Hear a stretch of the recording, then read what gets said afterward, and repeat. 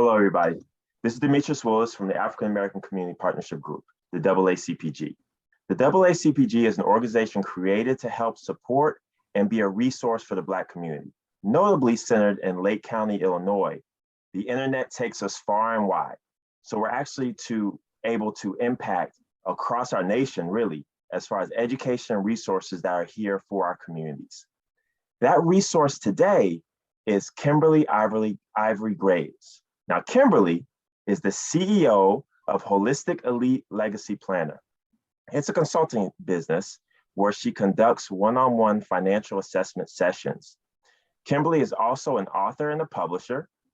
In November 2014, Kimberly released Leaving Peace in Order, step-by-step guide to getting your affairs in order. Kimberly was inspired by her mom, who went home to be with the Lord in October of 2012. Leaving Peace in Order encourages you to plan for life events, and that's what we're going to talk about today. Welcome, Kimberly.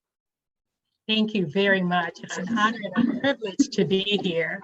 Thank you so much. So let's jump right into it.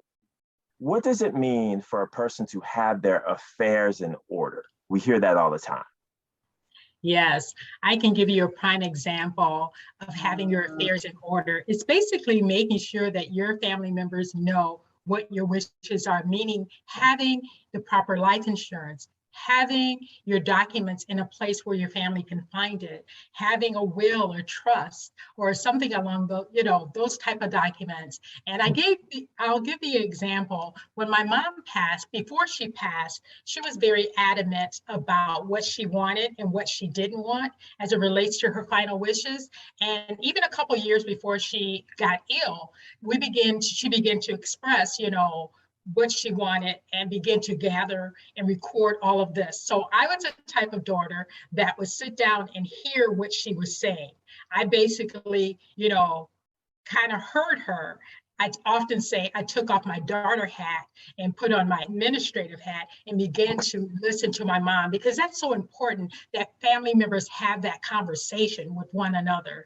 Because as my mom, she didn't want a funeral. She didn't want, a viewing or obituary, any of that stuff. So I had to write it down because, of course, other family members would have thought I was crazy if I was saying that she didn't want this. But I expressed that this is what my mom wanted. So having your affairs in order means that you have that conversation with your family. You make sure that you have everything in place. And so when my mom passed away, I remember sitting at the funeral home and we were making the arrangements, and the funeral director was on the phone with the cemetery manager, and they were going back and forth about my mom's plot. And seeming like the person on the other end couldn't find it. So I asked my husband to go get my mom's binder. And when he went to get the binder, he brought the binder in, and I opened up to the section that had her plot in there, the information about her burial and her plot, because she had prepaid for all of this. And I said, my mom has plot number ... And the funeral director looked at me like in shock. And by then on the other end, they had found the information. So after experiencing this and having this in order, it relieved so much stress, so much pressure off of me, off my family members, and because she had her affairs in order. So when you talk about, with me, after this experience, I created a book that basically encouraged you to do exactly that. Create a binder that will house all of your pertinent information in there. That means your life insurance policy, your deeds, your trust, if you prepaid for any funeral expenses, burial plot, or you either prepaid for your funeral, what have you. Make sure all of that information is documented and put in a safe place. I know that's a long answer to the question, but just wanted to kind of start off with that. That's amazing that you were having that conversation, though, because just that initial conversation that your mom was having, and it sounds like she was initiating it. Yes. When families aren't having that conversation, who do you feel like needs to step up to have that topic?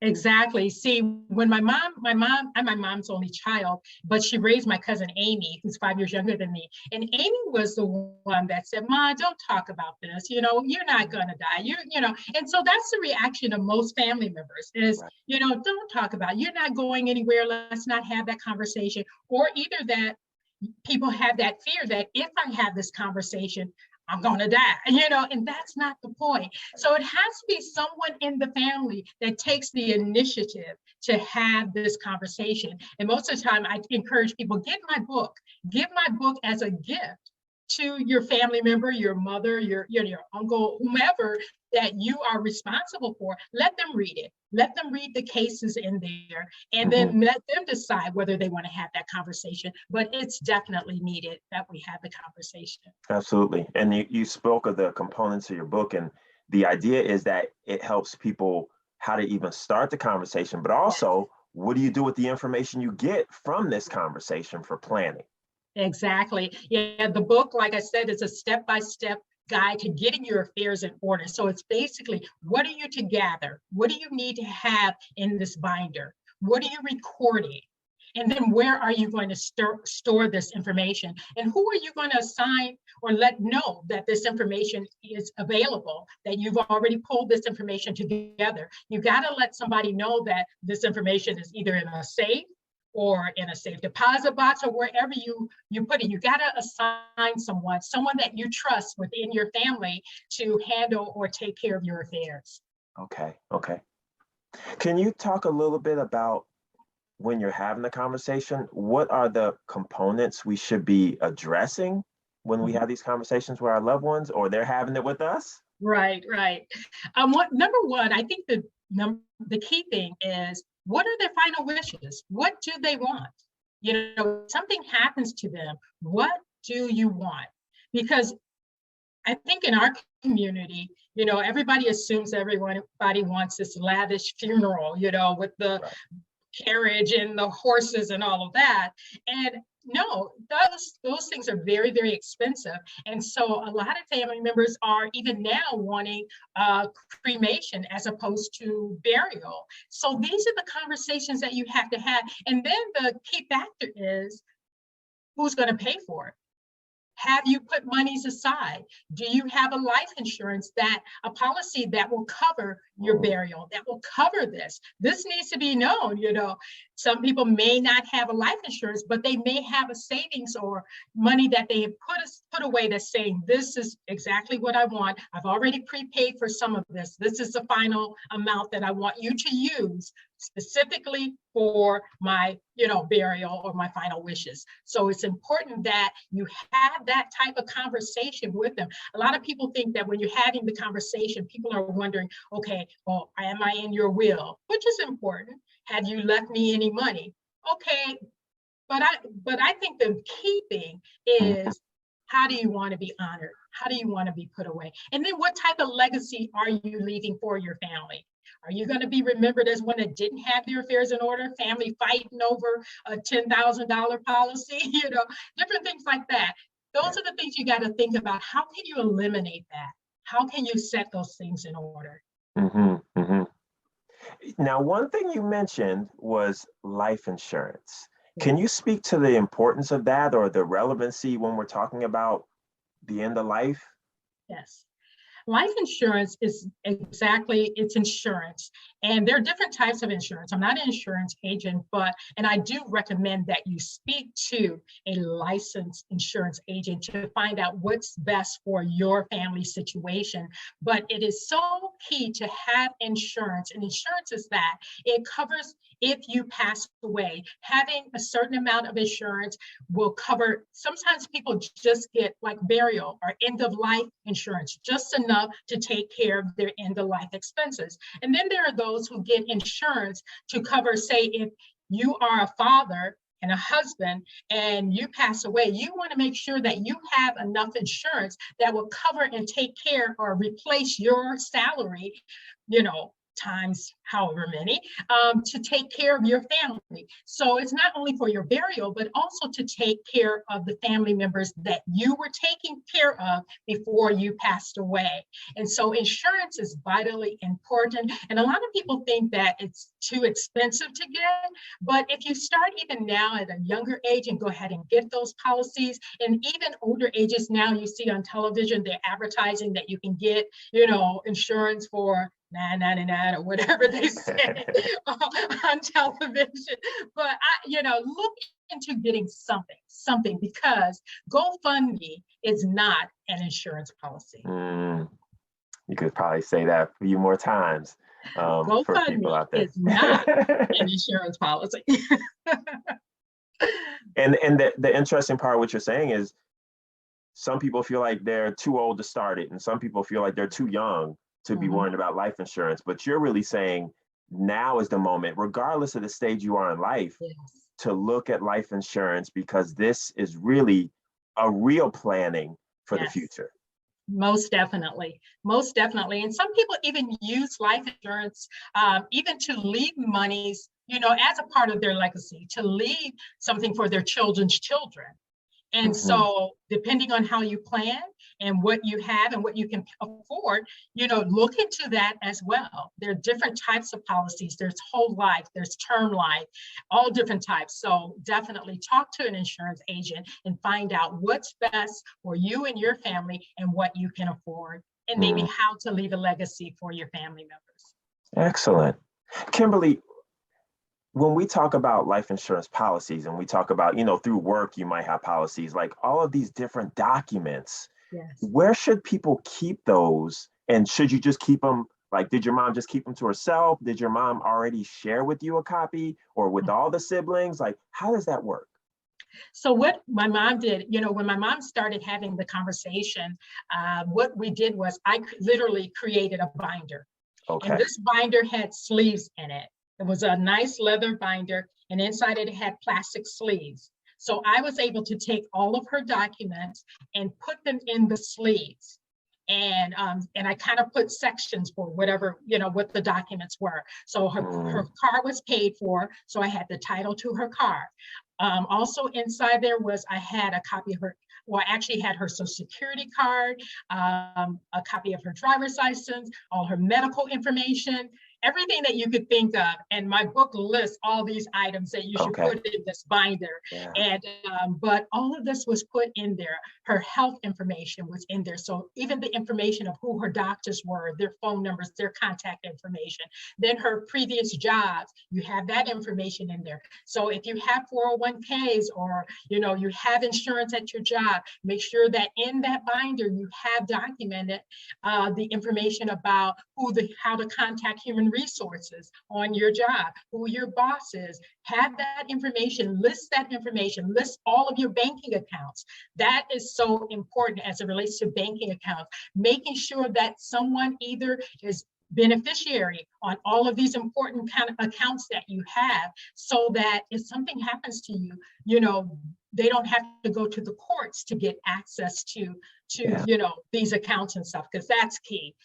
People even have people on bank accounts, or they have accounts that says payable upon death. You can set up an account that's solely just for your burial or whatever, and you pay that individual upon your death, and they can take those monies and handle your affairs. So there's so many avenues, and I do kind of mention those avenues in the book, but definitely have your binder, create your binder, put all this information in there, and then store this binder in a safe place and let the person who will be handling your affairs know where it is, make sure they have access to it. That's so amazing, because the thing is, people might hear the list you're saying and like, man, that's a lot of stuff, but in reality, once you get it done, you have it. It's done.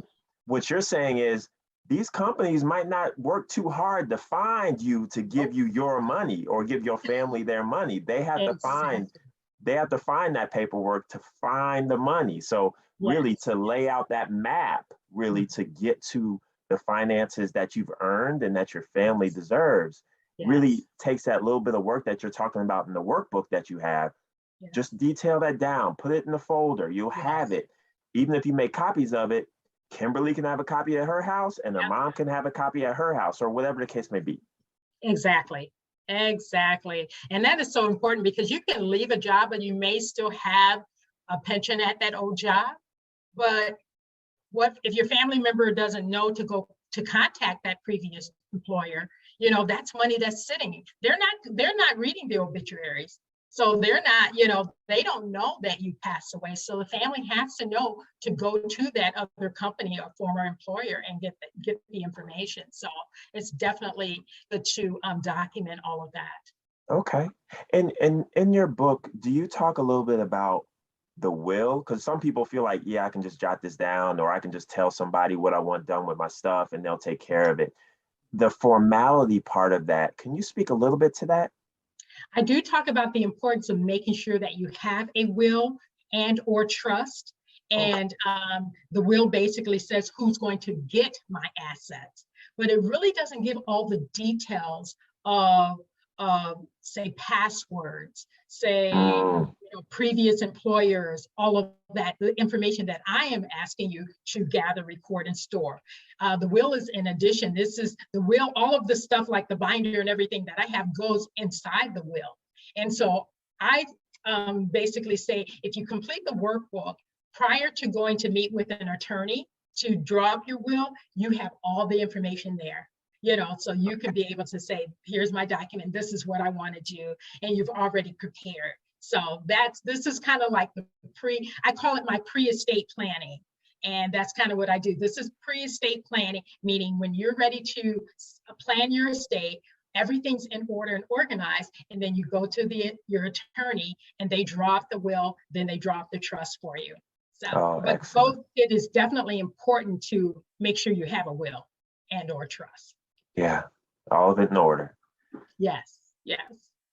Kimberly, do you have a copy of your book there with you, and we can kind of take a glance so the viewers can kind of see, well, this is what it looks like, and these are some of the parts of it or what you need to look for. Okay, so okay, we can see. There's my book and my workbook. The light is kind of hitting it, but the title of my book is Leaving Peace and Order. And when you order the book, you can go to my website at HelpMeKimberly.com and get a copy of it.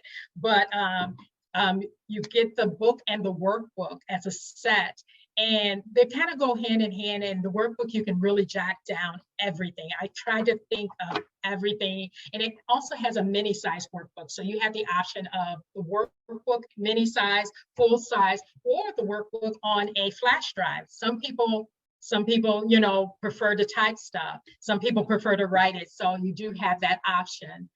But that's the book, Leaving Peace and Order. And that's what my mom did. She left peace and order because she had her affairs in order for me. Excellent. So my last question then for you is, I guess, the to-do for our viewers. So if they're going to go and have that conversation, whether it's the person having the conversation with their family or the family having the conversation with them, can you give us a sample of what that might sound like to kind of break the ice? Mm-hmm. Like I said, several people have said to me, Kimberly, this is so hard. My mom or my grandmother does not want to have that conversation. And so I say, get my book. Give my book as a gift to them. Let them read and let them see the importance of having this. And then if you're just going to basically have that conversation, begins off by saying what you're doing.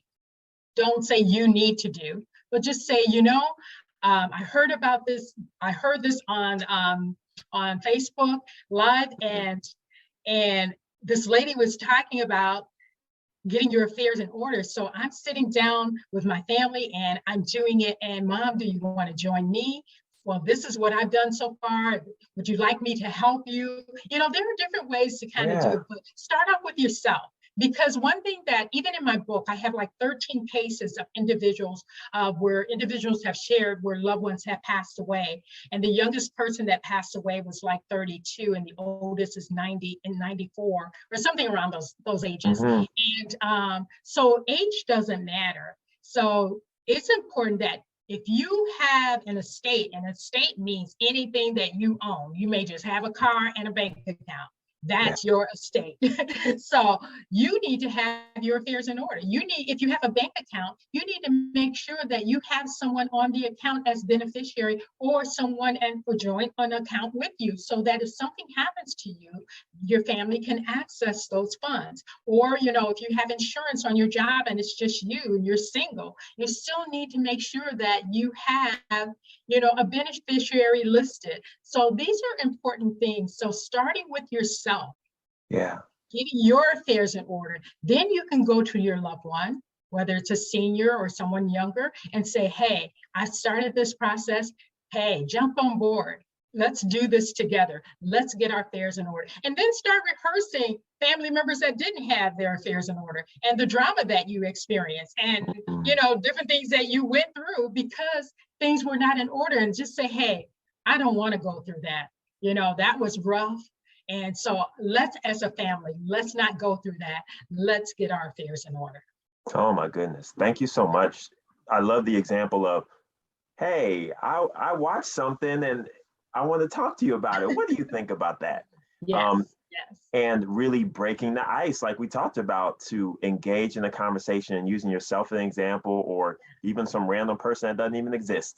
Exactly. Hey, I heard, and then it just starts a conversation. So that Yes. way, it's just bringing up something that's uncomfortable that we're continuing Yes. to avoid, and like Kimberly's saying, we're avoiding it until it's too late. Exactly. So thank you so much, Kimberly. Kimberly, let us know again how we can get in contact with you if we have questions or if we need advice or just on this journey. Okay. Well, again, my name is Kimberly Ivory Graves, and you can go to my website at HelpMeKimberly.com. And there you'll find all the information about me. And this year I started a Living Peace and Order YouTube and Facebook show every Thursday and Friday. And I'm giving these kind of tips. So I invite you to join, you know, go to my YouTube channel, Kimberly Ivory Graves, and subscribe there and join me there and get some more tips like this. But again, my website is HelpMeKimberly.com. Mm-hmm. Well, thank you, Kimberly. Thank you so much. Thank you, everybody, for watching this. This is our financial series, Getting Your Affairs in Order. And this is Demetrius Willis from the African American Community Partnership Group. And thanking again, Kimberly Ivory Graves, and for being here. And thank you, everybody. Bye-bye. Thank you.